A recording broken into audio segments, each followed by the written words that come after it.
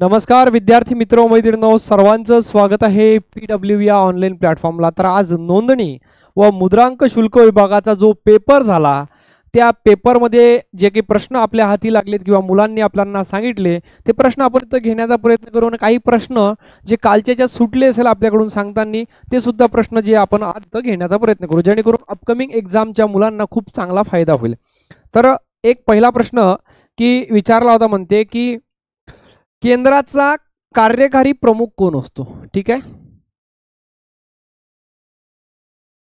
केंद्राचा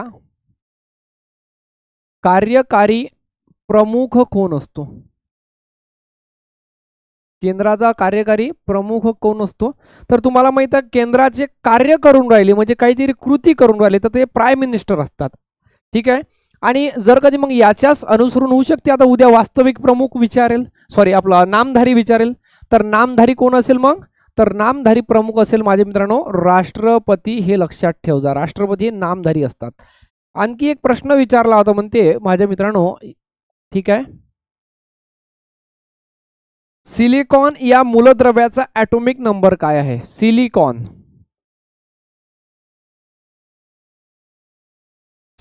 सिलिकॉनचा atomic number किती आहे? 14 आहे। भरपूर सारे प्रश्न आहे म्हणून मी काय शॉर्ट मध्ये लिहिल। ठीक आहे, सिलिकॉन याचा ॲटॉमिक नंबर किती आहे? 14 आहे। आता पॅरा ऑलिम्पिक 2024 मध्ये, ठीक आहे, पॅरा ऑलिम्पिक 2024 मध्ये सर्वाधिक पदक कोणी जिंकले? ठीक आहे, पॅरा ऑलिम्पिक 2024 मध्ये सर्वाधिक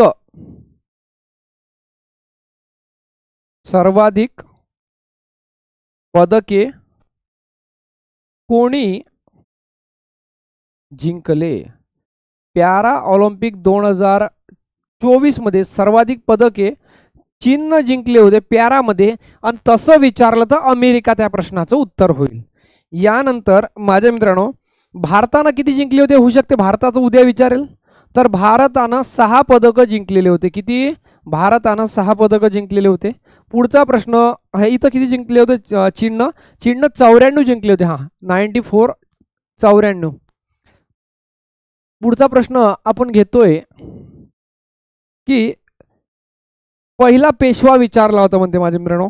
ठीक आहे, पहिला पेशवा। आता पहिला पेशवा म्हटलं तर सर्वांना माहिती आहे पहिला पेशवा, ठीक आहे, बाळाजी। पहिला पेशवा बाळाजी विश्वनाथ आहे। मग शेवटचाही पेशवा आपल्याला एकदा जाणून घेणे खूप गरजेचं ठरते का शेवटचा पेशवा कोण आहे बा? तर बाजीराव दुसरा आहे। कोण आहे शेवटचा पेशवा? बाजीराव दुसरा आहे शेवटचा पेशवा। यानंतरचा प्रश्न आपल्याकरिता, सांगली जिल्ह्यामध्ये असलेल्या कृष्णा नदी डॅमचे नाव काय? सांगली जिल्ह्यातील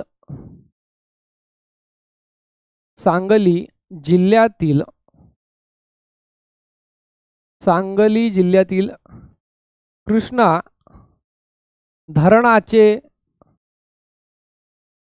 नाव काय? कृष्णा धरणाचे नाव काय? तर काय असायला पाहिजे कृष्णा धरणाचे नाव? तर वारणा धरण। काय आहे? वारणा धरण। आणि तुम्हाला माहिती आहे नागार्जुन सागर जो प्रकल्प आहे तो आंध्र प्रदेशमध्ये आहे, कृष्णा नदीवर आहे। हे ॲडव्हान्स मध्ये लक्षात ठेवून घ्या। आता छत्रपती शिवाजी महाराज सोलर पार्क कोणत्या ठिकाणी आहे? हा प्रश्न विचारला म्हणजे पहा करंट अफेअरला। छत्रपती, तुम्हाला डेली एक तर संभाजी महाराजांवर प्रश्न पाहायला भेटू राहिला किंवा शिवाजी महाराजांवर प्रश्न पाहायला भेटू राहिला। तर छत्रपती शिवाजी महाराज सोलर पार्क,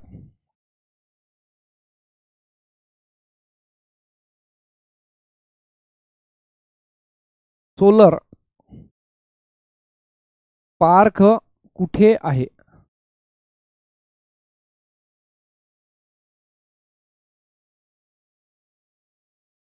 तर कुठं आहे? हा सोलापूरला आहे, लक्षात ठेवा। कुठे आहे माझ्या मित्रांनो? हा सोलापूरला आहे। यानंतर विचारलं आहे या पार्कमध्ये लक्षात ठेवा 1.2 गिगावॅट, ठीक आहे, एवढी वीज निर्मिती सुद्धा होते. पुढचा प्रश्न आपण घेऊया. पानिपतच्या युद्धाच्या संदर्भात प्रश्न विचारला. लक्षात ठेवा पानिपतचे जे युद्ध झाले, पहिलं 1526 ला झालं, दुसरं 1556 ला झालं, तिसरं 1761 ला झालं आणि हे अहमद शहा अब्दाली आणि मराठे यांच्यामध्ये झालेलं आहे. हे बाबर आणि कोणामध्ये झालं होतं? बाबर आणि हुमायूं मध्ये झालं होतं. बाबर आणि इब्राहिम लोधी, ठीक आहे.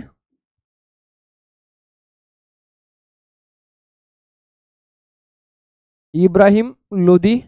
आणि 1556 मध्ये काय होतं माझे मित्रांनो? हे अकबर आणि हिमू मध्ये झालं. अकबर आणि हेमू मध्ये झालं होतं हे युद्ध. लक्षात ठेवा पानिपतचे तिन्ही युद्ध मी लिहून दिले तुम्हाला. यानंतर आपल्याला लक्षात ठेवावं लागेल. पुढचा प्रश्न आहे, लोकमान्य टिळक यांचा जन्म कोणत्या ठिकाणी झाला? पुढचा प्रश्न, लोकमान्य टिळक यांचा जन्म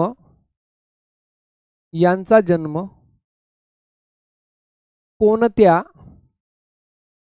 ठिकाणी झाला? लोकमान्य टिळक यांचा जन्म कोणत्या ठिकाणी झाला असा प्रश्न विचारलेला आहे आपल्याला. तर तुम्हाला माहित आहे रत्नागिरी जिल्ह्यातील चिखली या ठिकाणी झाला. चिखली हा तालुका बुलढाण्यामधला सुद्धा आहे, ठीक आहे. चिखली हा तालुका बुलढाण्यामधला सुद्धा आहे.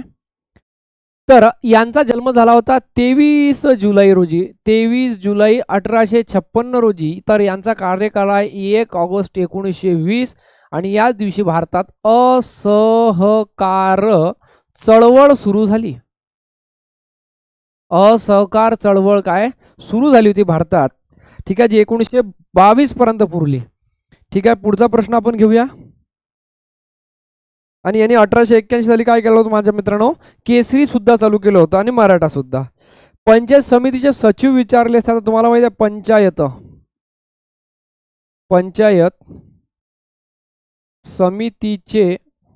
पंचायत समितीचे सचिव कोण असतात माझे मित्रांनो? पंचायत समितीचे सचिव CEO.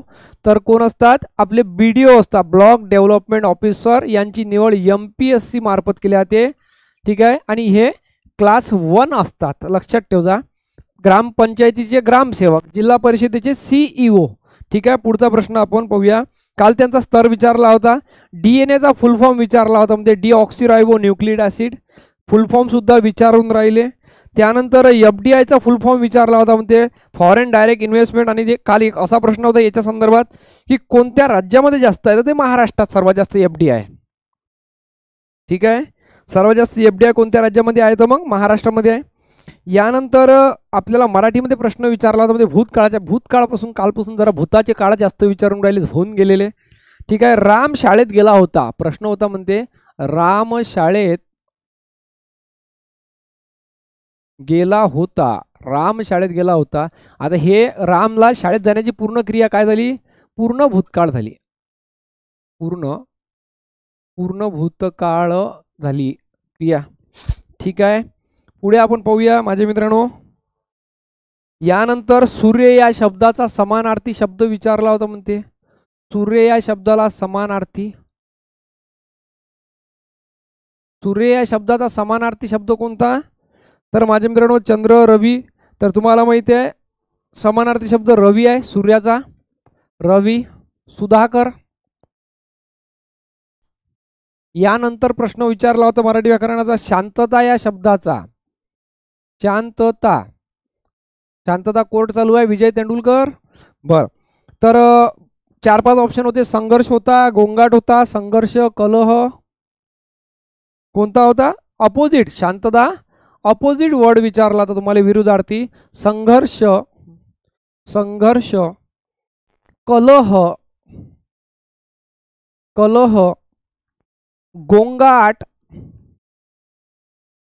गोंगाट, आणि आरडाओरडा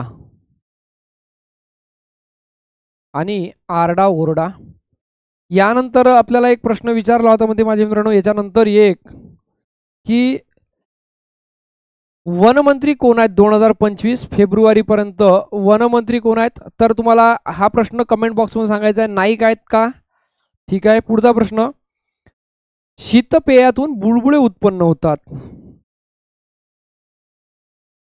शीतपेयातून बुळबुळे उत्पन्न होतात.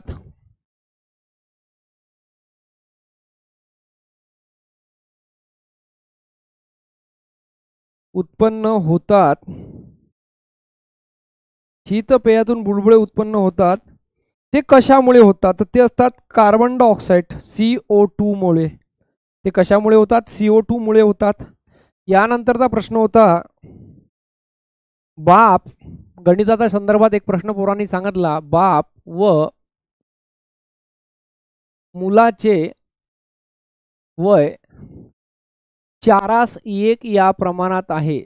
4:1 असे आहे, म्हणजे 4:1 प्रमाणात आहे. एका शब्दात बापाचे वय 36 असेल, म्हणजे वडिलांचे वय 36 असेल, वडिलांचे वय 36 असेल, तर मुलाचे वय किती? तर मुलाचे वय किती असा आपल्याला प्रश्न दिलेला आहे. म्हणजे तर तुम्हाला असेल लक्षात येईल का, म्हणजे हे झाले बाप आणि दुसरा आहे मुलगा. यांचं गुणोत्तर यांच्या खाली लिहून घ्या. वडील 4 आहे, मुलगा 1 आहे. बापाचं वय जर कधी 36 असेल, याला 36 आहे, 4 1 4 4 9 36 हा 9 आला, मग याला सुद्धा 9 न गुणा, 9 1 9, मुलाचं वय आहे 9 वर्ष. ठीक आहे. पुढचा प्रश्न आपण पाहूया. FDI म्हणजे काय? Foreign direct investment. ते सर्वात जास्त महाराष्ट्र राज्यामध्ये झालेली आहे. यानंतर प्रश्न होता, सरळ रूप द्या. लॉजिकल रिझनिंगचे सरळ रूप देण्याच्या संदर्भात प्रश्न होता. म्हणजे सरळ रूप द्या. यानंतर जर A बरोबर 1 आहे, B बरोबर 2 आहे, C बरोबर 3 आहे, तर WORD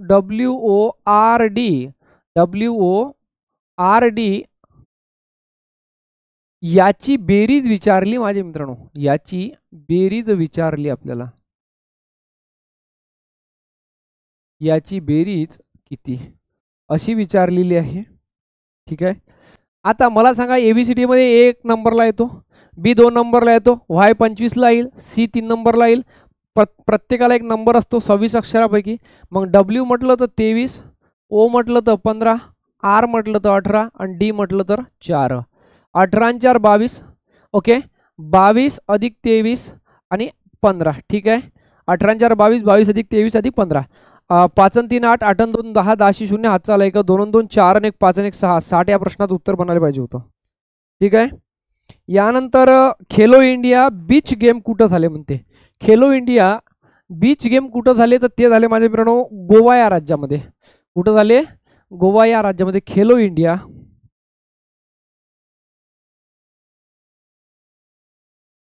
beach game. Khelo India beach game कुठं झाले? गोवा या राज्यामध्ये झालेले आहेत. आणखी तुम्ही प्रश्न सांगू शकता कमेंट बॉक्समध्ये. हा प्रश्न आला, आम्ही तर पेपरला गेलो नाही, पोरं सांगतात तेच आहे. कोणता खेळ हा खेलो इंडिया बीच मध्ये पहा, त्याच खेळाच्या संदर्भात कोणता खेळ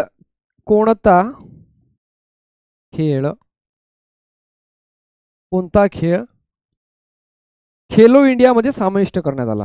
खेलो इंडिया मध्ये समाविष्ट करण्यात आला. कोणता खेळ खेलो इंडिया मध्ये समाविष्ट करण्यात आला? तर या प्रश्नाचं उत्तर होतं माझ्या मित्रांनो बीच व्हॉलीबॉल.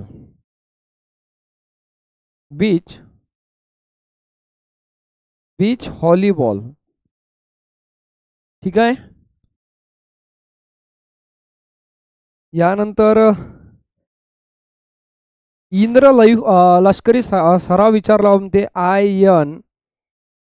INDRA. तर हा इंद्र लष्करी सराव सुद्धा विचारू आले. हा भारत व रशियाच्या संदर्भात आहे, लक्षात ठेवजा. भारत आणि रशिया या दोन देशांसंदर्भात हा लष्करी सराव आहे. ठीक आहे. यानंतर उच्च न्यायालयाचे मुख्य न्यायमूर्ती विचारले म्हणते, उच्च न्यायालयाचे. ठीक आहे, हायकोर्टाचे.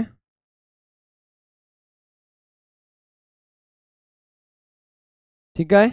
तर कोण आहेत माझे मित्रांनो? तर देवेंद्र उपाध्याय आहे. कोण आहेत?